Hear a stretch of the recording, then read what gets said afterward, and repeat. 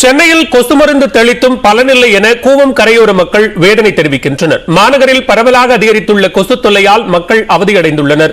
இதுகுறித்து இந்த தொகுப்பில் பார்க்கலாம். கழிவு நீரில் உற்பத்தியாகும் கியூலெக்ஸ் கொசுக்கள் சென்னையில் கடந்த சில நாட்களாக அதிகரித்துள்ளது. நீர்நிலைகளில் காணப்படும் கொசுக்களின் எண்ணிக்கை 5 மடங்கு அதிகரித்துள்ளதாக மாநகராட்சியின் ஆய்வில் தெரியவந்துள்ளது. கியூலெக்ஸ் வகை கொசுக்கள் யானைக்கால் உள்ளிட்ட நோய்களை பரப்பக்கூடியது என்பதால் மக்கள் அச்சமடைந்துள்ளனர். சென்னை சிந்தாதிரிப்பேட்டையில் கூவம் ஆற்றங்கரையோரம் உள்ள சத்தியவாணி முத்துநகரில் மாலையில் தொடங்கி காலை வரை கொசு தொல்லை அதிகமாக இருப்பதாக தெரிவித்தனர். 6 மணி மேலே பயங்கரமாக இருக்கும் கொசு வத்தி இல்லைனா நைட்டு தூக்கம் வராது, விட முடியாது. 15 ரூபா ஒரு கொசு வத்தி, அதை வாங்கி 4 வாங்கி வீட்டில் வச்சா தான் தூங்க முடியும். நைட்டு வச்சுட்டு ஒன்று போத்தி தான் தூங்கணும். ஃபேன் இல்லைன்னா சுத்தம், கரண்ட் கட் ஆயிடுச்சுன்னா அதுக்கு மேலே அவ்வளோதான். பக்கத்திலே ஆமாம், குழந்தைங்க ரொம்ப சீரியஸாகவே கொசுவெல்லாம் போட்டு தான் தூங்க வைக்கிறாங்க வீட்டில். ஆக்சுவலாக அப்படி இல்லைன்னா கொசு குழந்தை கூட தூங்க முடியாது, அந்த அளவுக்கு பயங்கரமாக இருக்குது. கார்பரேஷனை வந்து அடிக்கடி க்ளீன் பண்ணிட்டு இது பண்ணிட்டு இருந்தாங்கன்னா பக்கவாக இருக்கும். சில பகுதிகளில் முறையாக மருந்து தெளிக்கப்படுவதில்லை எனவும் அப்பகுதி மக்கள் புகார் கூறினர். ரெகுலராக வர்றது யாருமே கிடையாதுங்க. கார்பரேஷனில் எம்எல்ஏ எம்பி வரும்போது தான் இங்கே வராங்க. அன்றைக்கி வரும்போது மட்டும் காலைல க்ளீன் பண்ணுறது, இந்த ஹவுஸ் இது எல்லாம் பண்ணுறது.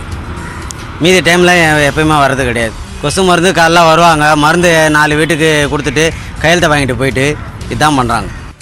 நீர்நிலைகளில் மருந்து தெளித்தாலும் கொசுக்களின் படையெடுப்பு மட்டும் குறைந்தபாடில்லை என மக்கள் வேதனை தெரிவித்தனர். நிறைய தான் இருக்குது, கொசு நிறைய தான் இருக்குது. அது கடிக்கவோ உடம்பெல்லாம் அப்படியே அலர்ஜி மாரி ஆகிடுது. கொசு தான் நிறைய கொசு. அங்கே புகை போட்டுக்கிறோம், அது ஏதோ கொசு வத்தி கொளுத்தின்னு படுத்துக்கிறோம். அதை பற்றி ஒன்றும் கிடையாது. வர்றவங்க எப்போனா ஒரு நாளைக்கு வந்து அந்த கொசு வண்டியில் புகை அடிச்சுன்னு போவாங்க, அவ்வளோதான், வேற ஒன்றும் இல்லை. கொசுக்களால் இரவில் தூக்கமின்றி தவிப்பதாகவும் மக்கள் கவலையுடன் குறிப்பிட்டனர். நைட்டெல்லாம் தூங்குறதில்ல, பகலில் தான் வேலைக்கு கிளம்புற நேரத்தில் நாங்கள் தூங்குகிறோம். அதனாலே வேலைக்கு போக முடியாத ஆகிடுது. பிள்ளைங்க படிக்க ஆகிடுது. ரொம்ப ஒர்க் பண்ணி வேலை செய்கிறவங்களாம் ரெஸ்ட் எடுக்க முடியல, ரொம்ப கஷ்டமாக தான் இருக்குதுங்க. ஆண்டுதோறும் கொசு பிரச்சனை நீடிப்பதாக கூறும் மக்கள் இம்முறை மிக அதிகமாக காணப்படுவதாகவும் காய்ச்சல் அல்லது மற்ற உடல்நல பாதிப்புகள் அதிகரிப்பதற்கு முன்பு அரசு உரிய நடவடிக்கை எடுக்க வேண்டும் என்றும் கேட்டுக்கொண்டுள்ளனர். நியூஸ் 18 தமிழ்நாடு தொலைக்காட்சி செய்திகளுக்காக செய்தியாளர் சாரதா. இடைவேளைக்கு பிறகு மற்ற செய்திகளை விரிவாக பார்க்கலாம்.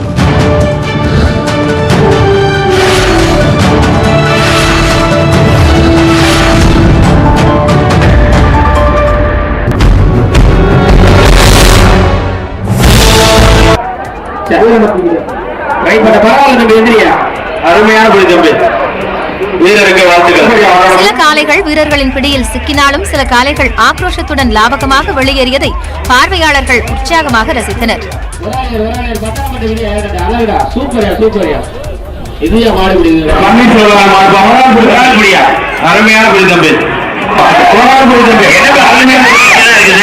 இந்த ஜல்லிக்கட்டு போட்டியில் வெற்றியாளர்களுக்கு பரிசு பொருட்கள் வழங்கப்படவில்லை என்பது குறிப்பிடத்தக்கது.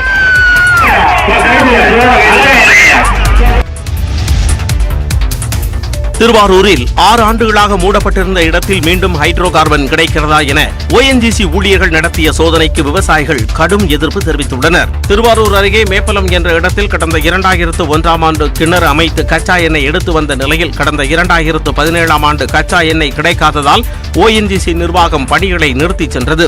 இந்த நிலையில் 6 ஆண்டுகளுக்கு பின்னர் இந்த பகுதியில் மீண்டும் ONGC நிர்வாகம் ஹைட்ரோ கார்பன் கிடைக்கிறதா என சோதனையில் ஈடுபட்டுள்ளது. இதற்காக 50க்கும் மேற்பட்ட ONGC அதிகாரிகள் அப்பகுதியில் முகாமிட்டுள்ளனர். இதற்கு திருவாரூர் மாவட்ட விவசாயிகள் கடும் எதிர்ப்பு தெரிவித்துள்ளனர். இது எதுக்காக திரும்ப வேலையை துவங்குறாங்க? ஏன் ஏற்கனவே மூடப்பட்டது அங்கே வந்து கச்சா எண்ணெய் இல்லை அப்படிங்கிறதான் இழுத்து மூடினாங்க. இப்போ திரும்பவும் ஏன் அந்த இடத்துல புதுசாக அந்த கிணறு வேலையை துவங்குறதுக்கு மிஷின்லாம் வந்து இறங்கியிருக்காங்கன்னு எங்களுக்கு ஒன்றும் புரியலங்க. உடனடியாக பணிகளை நிறுத்திவிட்டு ONGC நிர்வாகம் வெளியேற வேண்டும் என்று திருவாரூர் மாவட்ட விவசாயிகள் மாவட்ட நிர்வாகத்திற்கு கோரிக்கை வைத்துள்ளனர். ரஷ்ய நாட்டை சேர்ந்த இளம்பெண் ஒருவர் தமிழ் முறைப்படி தஞ்சாவூரை சேர்ந்த இளைஞரை திருமணம் செய்து கொண்டார். பட்டுக்கோட்டை அருகே உள்ள புலவஞ்சி கிழக்கு கிராமத்தை சேர்ந்த பிரபாகரன் ரஷ்யாவை யோகா ஆசிரியராக பணியாற்றி வருகிறார். அங்கு தனது பயிற்சி வகுப்பிற்கு வந்த ஆல்பினா என்பவர் மீது பிரபாகரன் காதல் கொள்ள அதனை ஆல்பினா ஏற்றுக்கொண்டார். இதையடுத்து இரு வீட்டார் சம்மதத்துடன் பட்டுக்கோட்டை அருகே உள்ள மதுகூரில் இருவருக்கும் திருமணம் நடைபெற்றது.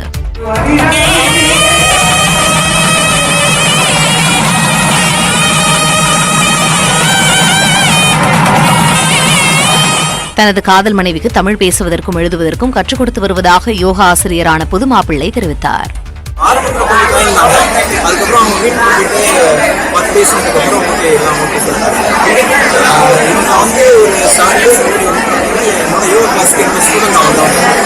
அது மூலியமாக ரஷ்ய கலாச்சாரத்தை விட தமிழ் கலாச்சாரமும் இங்குள்ள மக்கள் மற்றும் வாழ்க்கை முறை தனக்கு மிகவும் பிடித்துள்ளதாக தஞ்சை மருமகளான ஆல்பீனா தெரிவித்தார்.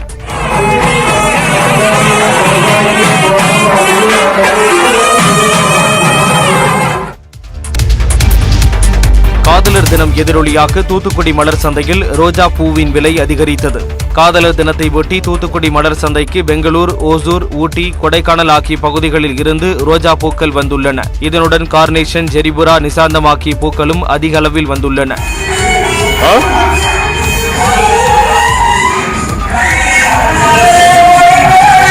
ஏற்றுமதி காரணமாக தூத்துக்குடி மலர் சந்தைக்கு ரோஜா பூக்களின் வரத்து குறைவாக இருப்பதாக வியாபாரிகள் கூறுகின்றனர். இதனால் 15 ரூபாய்க்கு விற்பனையான ஒரு ரோஜா பூ தற்போது 30 ரூபாய் வரை விற்பனை செய்யப்படுகிறது. 10 ரூபா 15 ரூபா ரோஸ் இப்போ இன்னைக்கு 30 ரூபா விற்க வேண்டிய ஒரு கட்டாய சூழ்நிலை. ஆனால் விலையும் பொருட்படுத்தாமல் ஒரு அன்பை வெளிப்படுத்துறதுனால வாங்கிட்டு போறாங்க. இந்த வருஷம் ஆன்லைன் மூலமா நிறைய ஆர்டர்கள் நிறைய வந்திருக்கு. காதலர் தினத்தை ஒட்டி பூங்கொத்து தயார் செய்யும் பணியும் தீவிரமாக நடைபெற்று வருகிறது. ஆன்லைன் ஆர்டர்கள் குவிவதால் பூ விற்பனையாளர்கள் மகிழ்ச்சி அடைந்துள்ளனர். சுற்றுச்சூழலை பாதுகாக்க வலியுறுத்தி தமிழ்நாடு முழுவதும் விழிப்புணர்வு மினி மாரத்தான் போட்டி நடைபெற்றது. நெல்லை பாளையங்கோட்டை அண்ணா விளையாட்டு மைதானத்தில் ஆண்களுக்கும் பெண்களுக்கும் தனித்தனி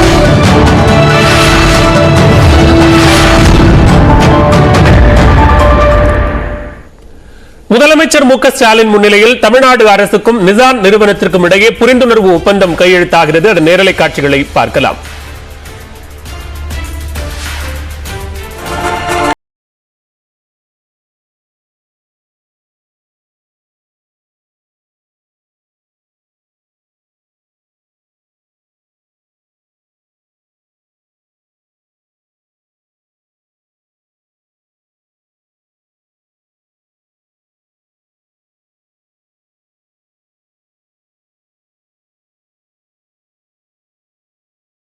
தமிழ்நாடு அரசுக்கும் நிசான் மற்றும் ரெனால்ட் நிறுவனத்திற்குமான புரிந்துணர்வு ஒப்பந்தம் தற்போது கையெழுத்தாகிறது.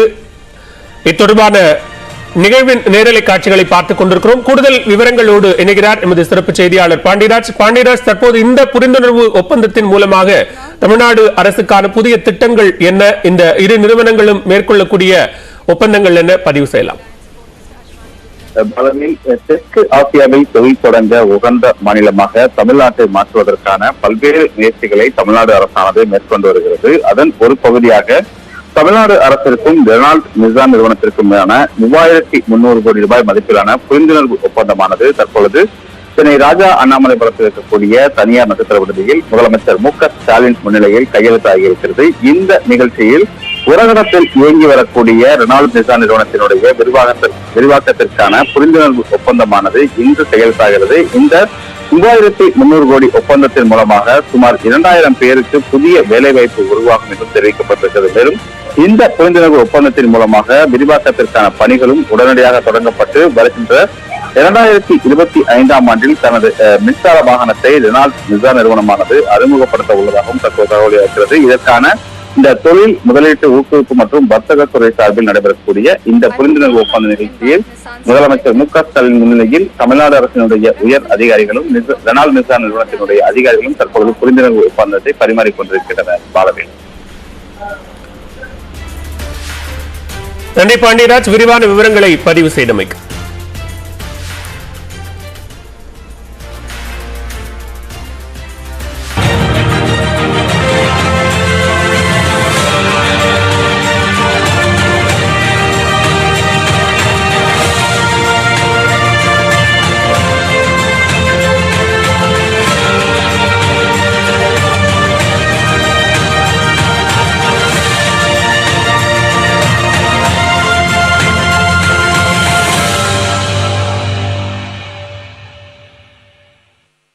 I would now like to invite Nissan's Director, Chief Operating Officer, Representative Executive Officer and Member of the Alliance Board, Mr. Ashwani Gupta, to deliver the main address.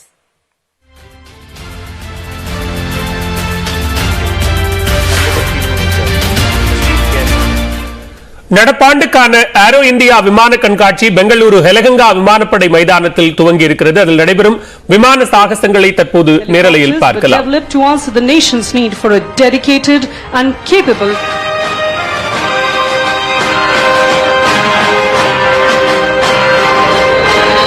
Behind the Daksh, you can now see the advanced light helicopters Mark IV of the Indian Army known as the Rudra. They are an advanced and armed variant attack role, close air support and high altitude operations. Next in line are the light combat helicopters. This indigenous helicopter has been designed to operate at very high altitudes. We can now see the advanced light helicopter Mark I Dhruv of the Sarang helicopter display team, the only 4 military helicopter display team in the world with such unique maneuvers.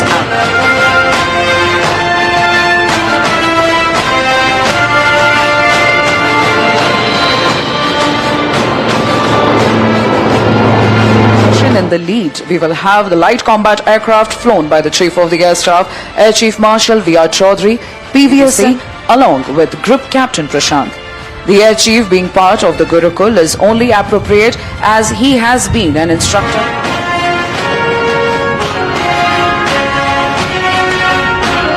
Aircraft mounted with an indigenous airborne early warning and control system known as Netra, our own eye in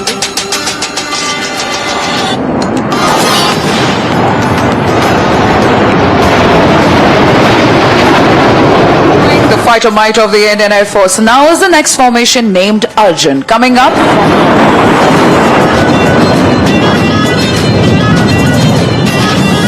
punch. Ladies and gentlemen, the Tejas.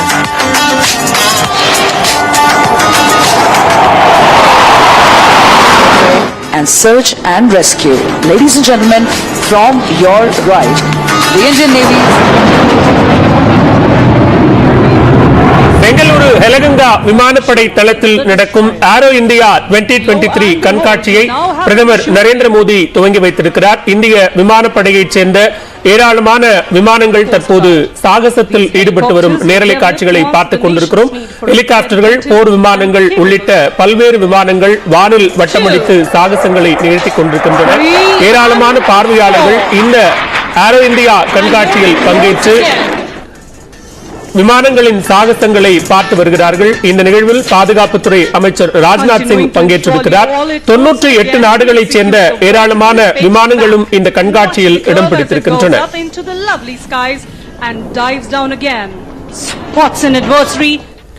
திமுக கூட்டணியில் இருக்கும் கட்சிகள் அடிமை சாசனம் எழுதி கொடுத்து விட்டதாக அதிமுக இடைக்கால பொதுச் செயலாளர் எடப்பாடி பழனிசாமி விமர்சித்துள்ளதற்கு, அப்படி பேசுவதற்கு அவருக்கு எந்த உரிமையும் இல்லை என்று இந்திய கம்யூனிஸ்ட் கட்சியின் மாநில செயலாளர் முத்தரசன் பதிலடி கொடுத்துள்ளார். இன்றைக்கு 8 வழிச்சாலை கொண்டு வரப்படும் என்று அந்த பொதுப்பணித்துறை அமைச்சர் மாண்புமிகு வேலு அவர்கள் அறிவிச்சிருக்கார். அதுக்கு எந்த குரலாக கொடுத்திருக்காங்களா? அப்ப மக்களுடைய பிரச்சனை எதுவுமே பொருட்படுத்தலையே. மக்கள் துன்பப்பட்டு இருக்காங்க, வேதனைப்பட்டு இருக்காங்க. அதற்கு குரல் கொடுக்காத கட்சியில் அடிமை கட்சி தானே. அதாவது இந்த 2 ஆண்டு காலமா எந்த பிரச்சனைக்கும் அவர்கள் போராட்டம் நடத்தது கிடையாது. டெல்டா பகுதியில் விவசாயிகள் கடுமையா பாதிக்கப்பட்டிருக்கிறாங்க. அங்க எல்லாம் வெற்றி பெற்று வந்திருக்கிற எம்எல்ஏ அதை பத்தி எந்த ஒரு கருத்து சொல்லல. அந்த டெல்டா பகுதியில் பாதிக்கப்பட்ட விவசாயிகளுக்கு குரல் கொடுக்கல. அவ என்ன சொல்வது? அடிமை சாசனம் எழுதி கொடுத்துட்டாங்க. அண்ணா பெயரை தவிர்ப்பதை, தந்தை பெரியார் பெயரை தவிர்ப்பதை கூட எடப்பாடி பழனிசாமி கண்டிக்க தயாராக இல்லை. இத்தகைய நிலையில் திமுகவுக்கு இவர்கள் எல்லாம் செய்கிற தவறுகளை கண்டிக்காமல் மௌனம் சாதிக்கிறார் என்று சொல்வதற்கான எந்த தார்மீக உரிமையும் ரைட்டும் அவருக்கு கிடையாது.